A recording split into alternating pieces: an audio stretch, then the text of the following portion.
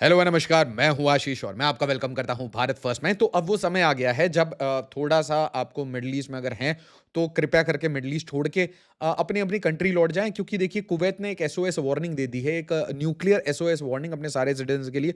खुद ही देख लीजिए, सुन लीजिए। एक-एक शब्द ध्यान से देखेंगे, है ना? वीडियो को ज़्यादा से ज़्यादा लाइक करिए, शेयर करिए, हाइप करिए और इस वीडियो को ध्यान से देखिए।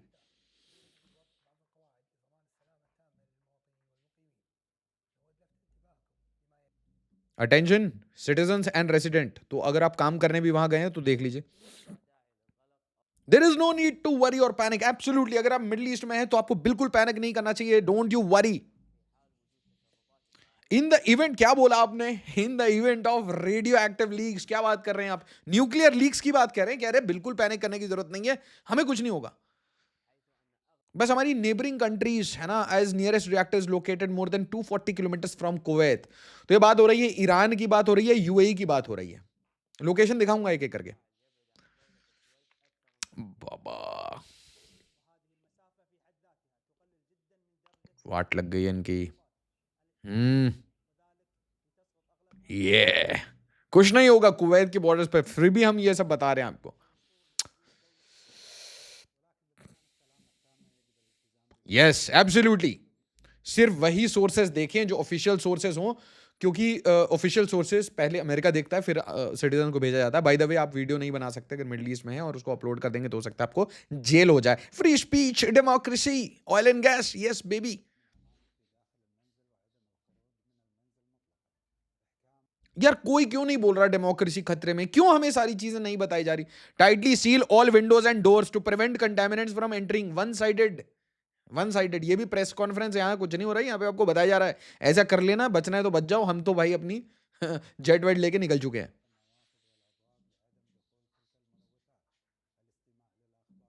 हाँ, गेट बंद कर लीजिए, विंडो बंद कर लीजिए और भगवान से मनाइए कि आप बच जाएं। बाकी all is well, all is well, everything is well. तो भाई ऐसा है कि ईरान ठोकते जा रहा है कुवैत को, और ईरान के न्यूक्लियर साइट्स को हिट किया गया है बार बार। और बार बार ईरान के न्यूक्लियर साइट्स हिट करने के बाद भाई ईरान ने रिटेलिएट किया, और अब ये डर है कि ईरान जो पावर प्लांट्स हैं, जो ग्रिड्स है, जो इलेक्ट्रिसिटी ग्रिड्स है, उसको हिट करके, न्यूक्लियर प्लांट्स को हिट करके कहीं पूरे मिडिल ईस्ट में अंधेरा ना कायम कर दे, और अंधेरा कायम होते होते कुछ न्यूक्लियर लीक ना हो जाए। याद से हमारा अरतई चैनल ज्वाइन कर लीजिए ताकि सारी वीडियोस की नोटिफिकेशन मिले। आप में से बहुत सारे लोग कहते हैं कि भाई यूट्यूब से नोटिफिकेशन नहीं आता। अच्छा, अब ध्यान से देख लीजिए, ये है ईरान, ये है इजराइल और ये है यूएई, और यहाँ पे हमारा क्यूट सा कुवैत, छोटा सा है कुवैत। और कुवैत फंसा हुआ है कहाँ? पर्शियन गल्फ में, और इसके एक साइड में बुशहर है, एक साइड में बराका है। दोनों न्यूक्लियर प्लांट है। अब हो क्या रहा है? कहानी बहुत सिंपल तरीके से समझिए कि इजराइल है थोड़ा बदतमीज, और बदतमीजी में ये उठा के कभी इस्फहान, कभी फोर्डो, कभी नतांज, इनको ठोकता रहता है। इसके अलावा बुशहर को ठोक दिया। तो भाई क्या होता है कि आप जितने भी न्यूक्लियर साइट्स हैं या न्यूक्लियर प्लांट को हिट करते हैं तो आपके ऊपर रिटेलिएशन आता है। ईरान ने रिटेलिएशन दिया, इजराइल के डिमोना में इसे ठोका गया। ठोकने के बाद इजराइल ने कहा नथिंग हैपनिंग, हमें तो कुछ नहीं हुआ। बट यहाँ जो फियर हो गया पूरे मिडिल ईस्ट में, ये हो गया कि भाई आप लोग ईरान इजराइल करते करते, फिलिस्तीन के लिए लड़ते लड़ते हो क्या रहा है कि यहाँ पे न्यूक्लियर लीक हो जाएगा। और सबसे ज्यादा पैनिक में है हमारे बीएनएस बांग्लादेश। बीएनएस बांग्लादेश वो पैनिक में है कि कब हम अपने न्यूक्लियर एयरक्राफ्ट कैरियर्स भेजें। सारे जो ये हमारे बंगाली भाई बंधु हैं जो ढाका से भाग के आए हैं, उनको कैसे रेस्क्यू किया जाए इस पूरे रीजन से। इसके साथ साथ पाकिस्तान भी मीडिएशन करा रहा है, क्योंकि बहुत सारे पाकिस्तानी फंसे हैं। और इसलिए अगर आप भारत से हैं तो कृपया करके मिडिल ईस्ट को छोड़ के चले जाएं, क्योंकि Saudi Arabia, Iraq, Kuwait, Bahrain, Qatar, UAE, ये जितने अबू धाबी, दुबई, ये सब ओमान, ओमान, कुछ भी सेफ नहीं है दादा। आप देख लीजिए कहानी। US Israel attacks Iran Natanz nuclear facility, Iran's atomic energy organization. Israel bombs Isfahan and other areas of Iran as US halts attack. तो आप देखिए क्या बोला, नतांज, उसके बाद क्या? इस्फहान। अच्छा, इसके बाद बुशहर न्यूक्लियर पावर प्लांट को भी ठोका गया। Iran says US Israel attacked it's nuclear facility again. तो अब आप उधर अटैक करेंगे तो एक स्ट्राइक आ चुका है डिमोना पे। Fallout from Iranian strike on Dimona plant would be symbolic not radio active. ये टाइम्स ऑफ इजराइल कह रहा है, वो अलग बात है ईरान क्या कह रहा है।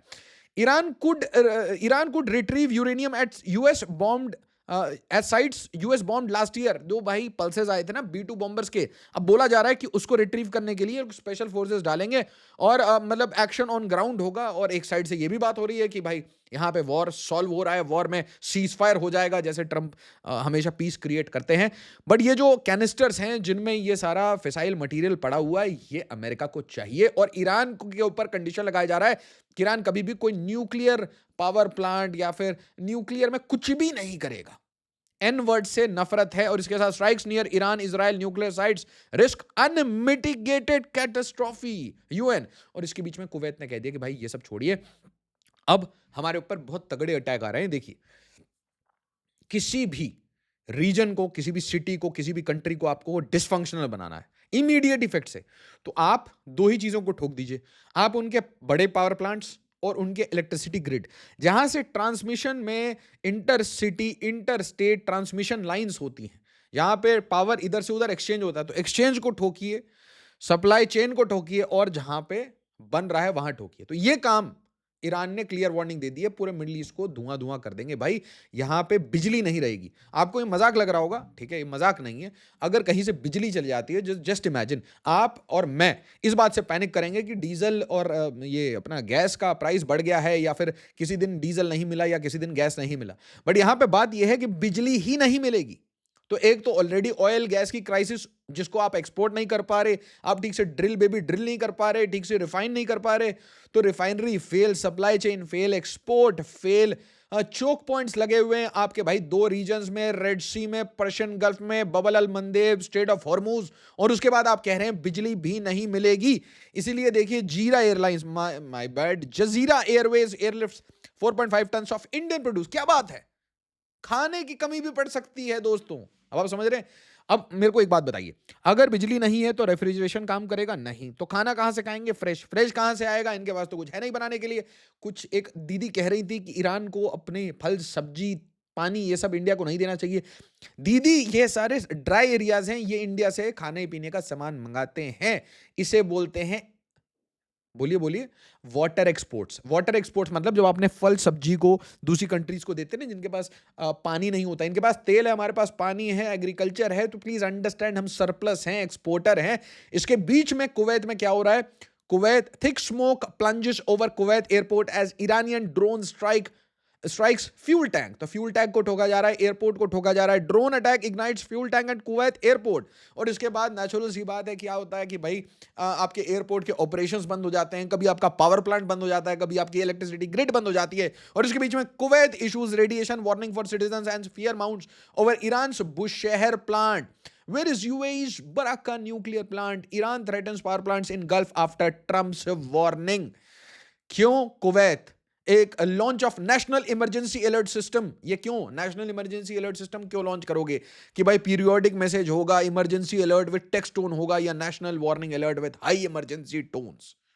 ये वीडियोस नहीं बनाई जा रही हैं, एक्चुअल इमरजेंसी मैसेजेस भेजे जा रहे हैं कि भाई रेडिएशन लीक से बच के रहें।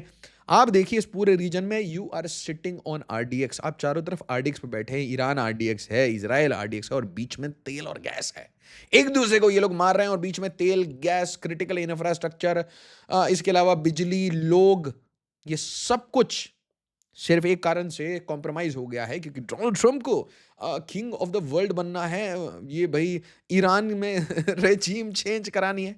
बाय द वे, देख लीजिए इस पूरे रीजन में कि भाई रिएक्टर्स वगैरह कितने। इजिप्ट 2 रिएक्टर्स ओपन 2023, तुर्की 4 reactors open 2019, Kuwait 4 reactor site not selected open early, Iran 1 reactor, इसके अलावा यूएई 4 रिएक्टर्स, इसके अलावा सऊदी अरेबिया 4 रिएक्टर्स एक्सपेक्टेड। तो अभी आप ये समझ लीजिए कि 2 जगह प्रॉब्लम है, ईरान और यूएई में, और इसके अलावा इजराइल। तो ये जो तीनों कंट्री हैं, इनके जो न्यूक्लियर रिएक्टर हैं वो पंगे डाल सकते हैं, इसके साथ साथ न्यूक्लियर साइट्स पंगे डाल सकते हैं।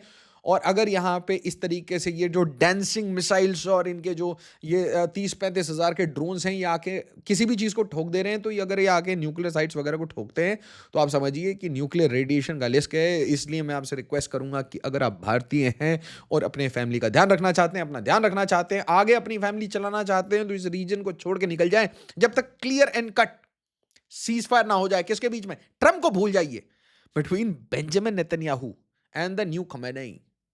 समझ आया? ये चीज़ समझ लीजिए। वो अलग बात है कि अगर इसके सुप्रीम लीडर को फिर इज़राइल या यूएस एलिमिनेट कर देता है, तो फिर whoever the next leader is, ऐसा लग नहीं रहा कि ईरान बिल्कुल भी घुटने पे बैठना चाह रहा है। Iran is not behaving like Pakistan, and for that matter Israel is also not India. जिस तरीके से हमने ठोका था, देखिए इस्लामिक न्यूक्लियर पावर, वो बनी बनाई इस्लामिक न्यूक्लियर पावर है, उसे बनने का मन नहीं है। It is not some North Korea और सम ईरान, है ना। पाकिस्तान ये सब कर चुका है, गजनी गौरी, फिर भी 88 घंटे में घुटने पे इज्जत से बैठ गए थे। So please understand these things. Video को लाइक शेयर और सब्सक्राइब जरूर करिए। Stay safe, stay secure. इस रीजन का जो टेम्परेचर है वो बिना बताए हुए बढ़ रहा है और आपको ये इन्फॉर्मेशन कोई नहीं दे रहा। वीडियो को लाइक शेयर और सब्सक्राइब जरूर करिए। एज ऑलवेज, जय हिंद, जय भारत।